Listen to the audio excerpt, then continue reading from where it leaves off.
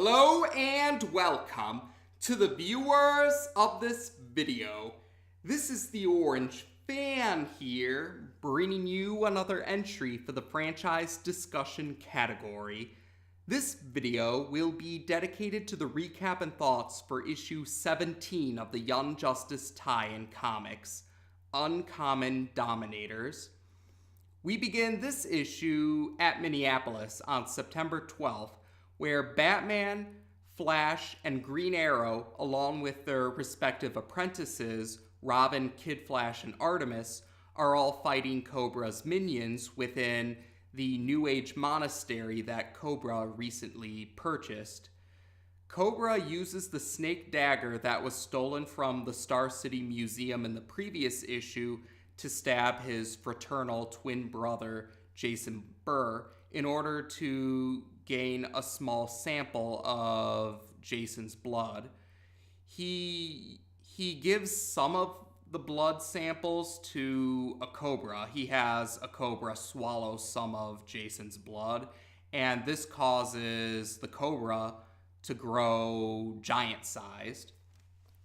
So the giant cobra is going off to cause trouble throughout Minneapolis. So the three Justice League members say they'll take care of the giant cobra while they entrust their apprentices to save Jason Burr and stop Kobra and his minions.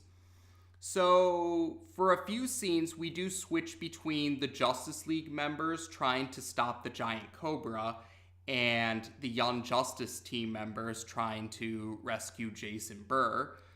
Eventually, we get to the part where Kobra swallows the concentrated venom, the concentrated cobra venom that was stolen from the Central City Zoo in the previous issue, and then he swallows a sample of Jason's blood from the snake dagger.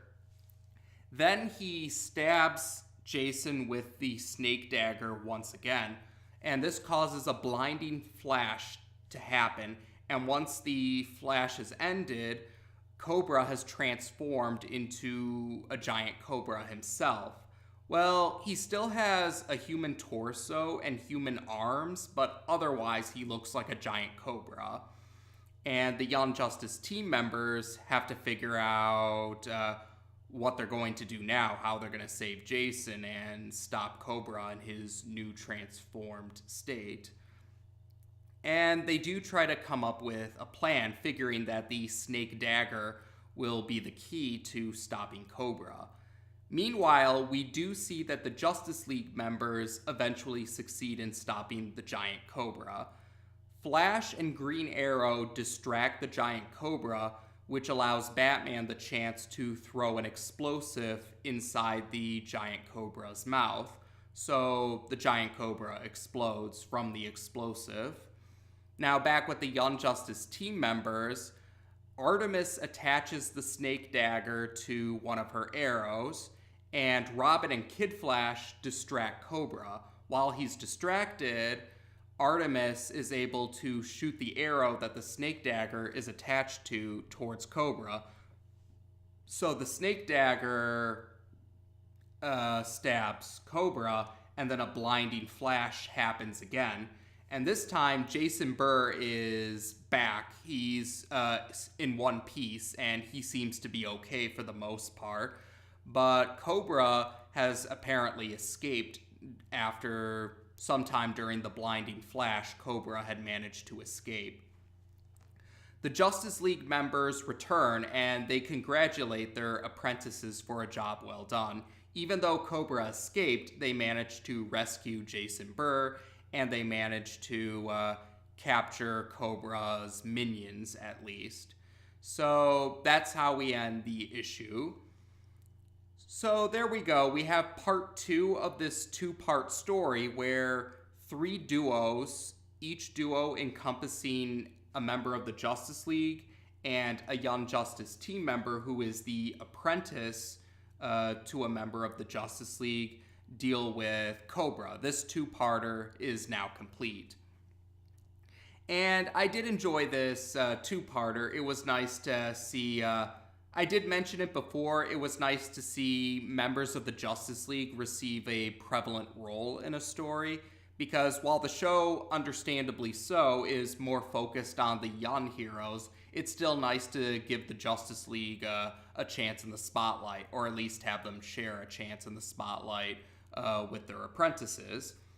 And the other nice thing about this two-parter was we did get to see Kobra return, who previously appeared in episode 4 of the TV series Drop Zone. And we actually learned quite a bit about Kobra from this two-parter. Like, his real name is Jeffrey Burr, and he has a twin brother named Jason Burr. And the other reason why I thought it was nice to have Kobra appear in this two-parter is because we don't really see Kobra again after this story. Yeah, Drop Zone and this two-part story are, so far, as of the recording of this video, Kobra's only appearances within the Earth-16 universe. Because he doesn't appear again in any other tie-in comic issues, and he doesn't appear throughout the rest of Season 1, and he doesn't appear at all in Season 2.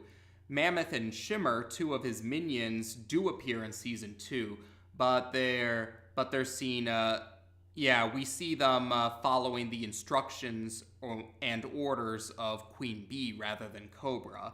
So what exactly happened to Kobra? Because the end of this issue suggested that Kobra had escaped during the blinding flash that ended his transformation. So they're suggesting that Kobra is still out there, but we don't get to see him again afterwards. Now, fortunately, though, Season 3 is coming, at least. As of the recording of this video, Season 3 hasn't been released to the public just yet, but it is on the way. So maybe we'll get to see Kobra in Season 3. Season 3 might answer what happened to Kobra. But again, that's just speculation for now. There's no guarantee that we will see Kobra again. It's only speculation. So we just have to be patient and see how the episodes of Season 3 play out. So we're just gonna have to be patient and see if Kobra ever does return. But otherwise, this was a short one, but I think we've covered the essentials. So, like I said, I like this two-parter for showing the mentor and apprentice bond between 3 members of the Justice League and 3 members of the Young Justice team. And it was nice to have a two-part story that focused on Kobra, since he was a villain that didn't really get a whole lot of attention in Season 1 and Season 2 of the TV series. So it felt like this two-part story gave attention to characters that otherwise didn't really have a prevalent role in the TV series itself, or at least characters who you wouldn't necessarily consider the main cast. So that's why I enjoyed this two-part story. And we do have another two-part story for the tie-in comics coming up, and then after that, we actually get a multi-part story that isn't a two-parter. So we'll cross those bridges when we get to them, but there we go for now. As of this video, we've now discussed issue 17 of the Young Justice tie-in comics on this channel. Take care, and until next time.